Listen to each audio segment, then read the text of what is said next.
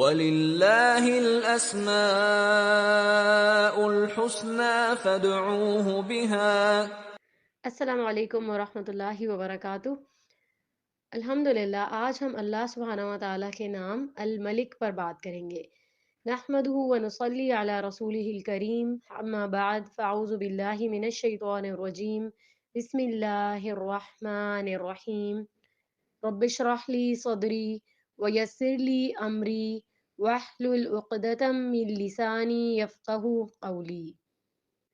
اللہ سبحانہ و تعالیٰ کے خوبصورت ناموں میں اللہ تعالیٰ کا ایک نام الملک بھی ہے۔ الملک کا معنی ہے حقیقی بادشاہ۔ قرآن مجید میں اللہ سبحانہ و تعالیٰ کا ارشاد ہے، فَتَعَالَى اللَّهُ الْمَلِكُ الْحَقُّ لَا إِلَٰهَ إِلَّا هُوَ رَبُّ الْعَرْشِ الْكَرِيمِ۔ بس وہ اللہ بہت بلندی والا ہے، جو سچا بادشاہ ہے، اس کے سوا کوئی معبود نہیں، وہ عزت والے عرش کا مالک ہے۔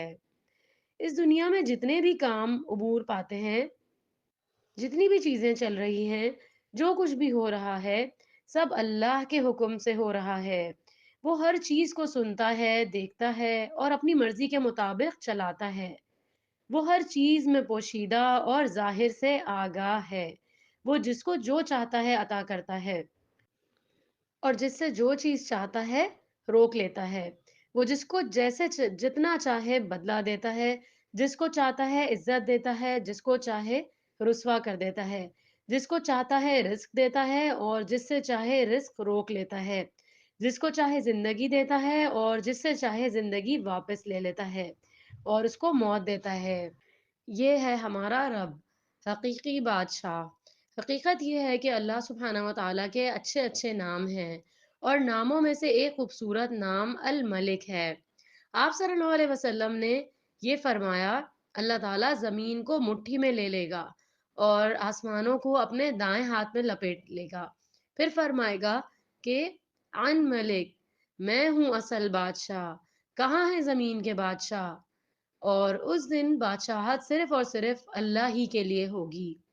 آج حکومت، بادشاہت، اختیار، اقتدار، قبضہ صرف اور صرف اللہ کے ہاتھ میں ہے۔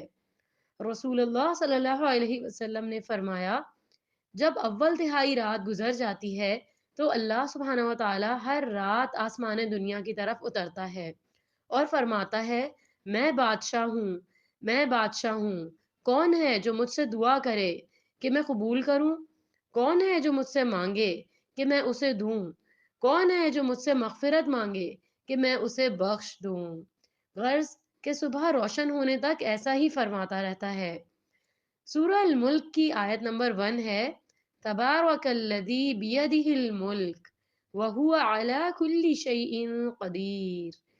وہ ذات بابرکت ہے جس کے ہاتھ میں سب حکومت ہے اور وہ ہر چیز پر قادر ہے۔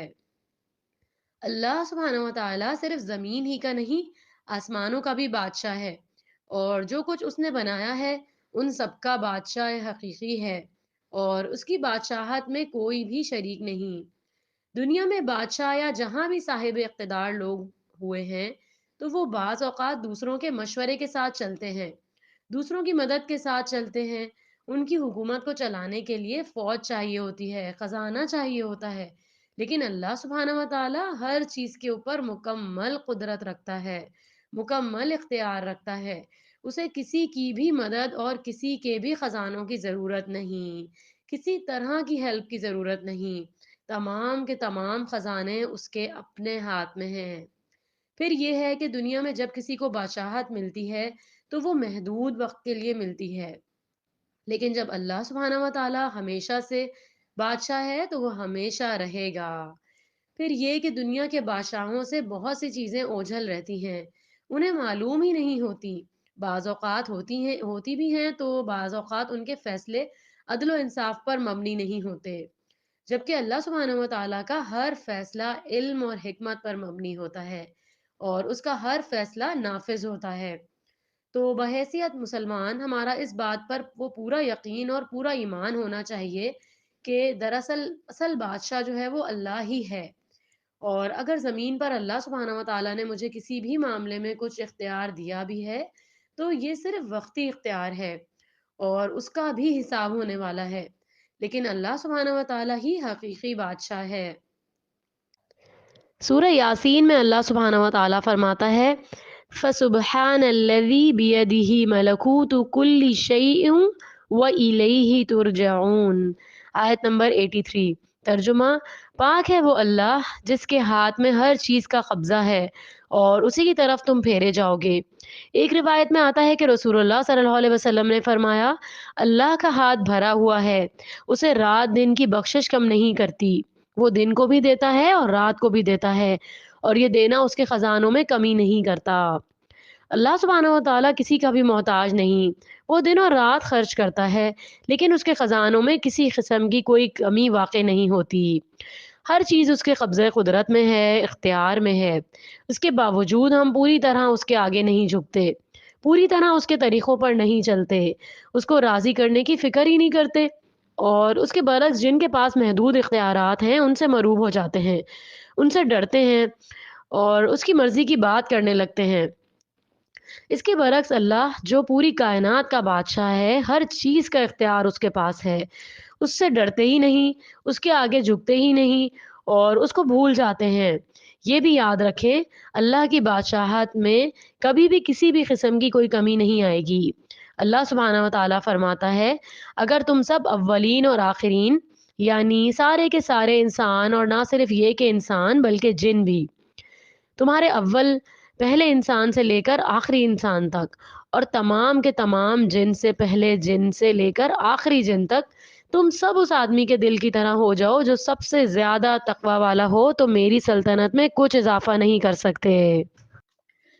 یعنی عام طور پر انسان یہ سمجھتا ہے کہ جب وہ عبادت کرتا ہے یا اللہ کی بندگی کرتا ہے یا کوئی بھی اس کی خاطر کام کرتا ہے تو شاید وہ اللہ سبحانہ و تعالیٰ کو فائدہ پہنچاتا ہے، حالانکہ ایسا نہیں ہے۔ اللہ سبحانہ و تعالیٰ فرماتا ہے کہ اگر تم سارے سجدے میں پڑے رہو تو اس سے میری حکومت، میری بادشاہت میں کچھ اضافہ نہیں ہوگا۔ اسی طرح اے میرے بندو، اگر تم سب اولین اور آخرین، جن اور انس، ایک آدمی کی طرح ہو جاؤ جو سب سے زیادہ بدکار ہیں، تو پھر بھی تم میری سلطنت میں کسی قسم کی کوئی کمی نہیں کر سکتے۔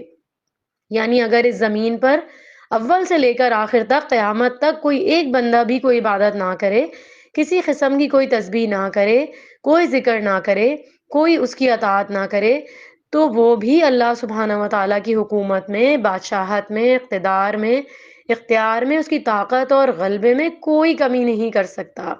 کسی قسم کی کوئی کمی نہیں، ہم اسے کوئی نقصان نہیں دے سکتے۔ تو پھر یہ سب کچھ اصل میں خود ہمارے اپنے ہی فائدے میں ہے۔ جب ہم اللہ سبحانہ و تعالیٰ کی عبادت کرتے ہیں تو اس کو تو کچھ بھی نہیں ملتا، لیکن یہ عبادت ہمارے لیے باعث سعادت ہوتی ہے۔ جب ہم اس کا ذکر کرتے ہیں تو اس کو کچھ نہیں ملتا، اس لیے کہ زمین اور آسمان کی ہر چیز اس کی تسبیح کر رہی ہے، لیکن یہ تسبیح اور یہ ذکر خود ہمارے اپنے دلوں کی تسکین کا باعث بنتا ہے۔ اس لیے بندہ جب بھی اللہ سبحانہ و تعالیٰ کی طرف رغبت کرے تو اس سے ڈرتے ہوئے اور اس سے امید رکھتے ہوئے کرے۔ پھر فرمایا، اے میرے بندوں، تم سب اولین اور آخرین ایک صاف چٹیل میدان میں کھڑے ہو جاؤ اور سب مجھ سے مانگو، اور میں تم سب کو وہ سب کچھ دے دوں جو تم مانگ رہے ہو، تو اس سے میری حکومت میں، میری بادشاہت میں اتنی بھی کمی نہیں ہوگی جتنی ایک سمندر کے اندر سوئی ڈالنے کے بعد نکالی جائے اور اس میں جو پانی لگا ہو۔ اتنی قلیل مقدار میں جو سمندر کے مقابلے میں جو کمی ہوتی ہے، پوری بادشاہت میں وہ بھی کبھی کمی نہیں ہوگی۔ آپ دیکھیں کہ اس کی بادشاہت کی وسعت، اس کا بھی ہم اندازہ نہیں کر سکتے۔ اللہ سبحانہ و تعالیٰ وقتی طور پر دنیا میں جب کسی کو کوئی بھی نعمت دیتا ہے تو عام طور پر شیطان اس کے دل میں غرور اور تکبر ڈالنے لگتا ہے، اور اگر کچھ اختیار اور اقتدار مل جائیں تو یہ چیز اور بڑھنے لگتی ہے، اور اللہ سبحانہ و تعالیٰ کو بندوں کی یہی چیز پسند نہیں ہے۔